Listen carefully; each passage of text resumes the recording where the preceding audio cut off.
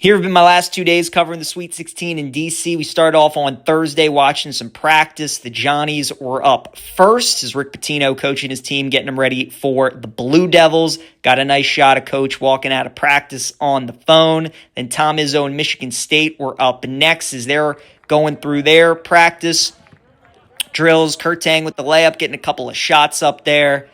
Then it was over to the interview room. Zuby Ejiofor, Dylan Mitchell. Got a chance to talk to the Duke guys as well. Isaiah Evans, who had an awesome game last night for Duke. Dame Sarr as well.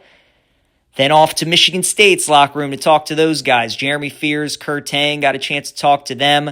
Cohen Carr as well. I asked him about all his highlight dunks that he has. Does he even impress himself at this point? A couple more, they look like crazier. They look crazier than they felt, though, for sure, like on the camera and stuff like that, yeah.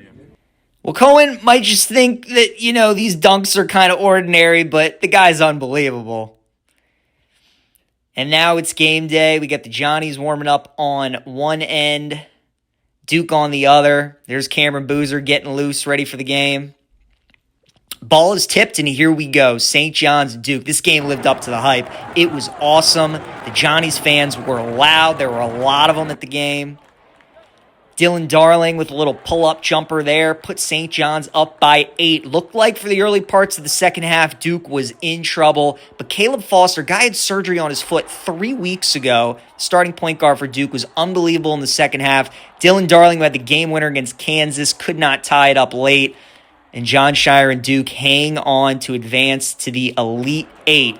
Then game number 2, UConn and Michigan State. This was all Huskies in the first half, had a double-digit lead. But a free throw by Jackson Kohler put Michigan State up by 1 with 10 minutes to go. Back and forth in the last 2 minutes. Good action, high drama, both teams.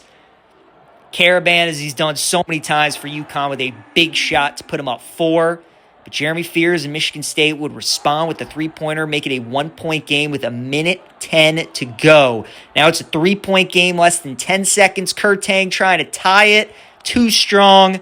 And that will do it. UConn survives. They advance to the Elite Eight. Big embrace from Dan Hurley and Tom Izzo. Hurley talked all week about how much respect he has for Izzo and the Michigan State program. Then the UConn guys off to do their post-game interviews. And that was my day. UConn and Duke on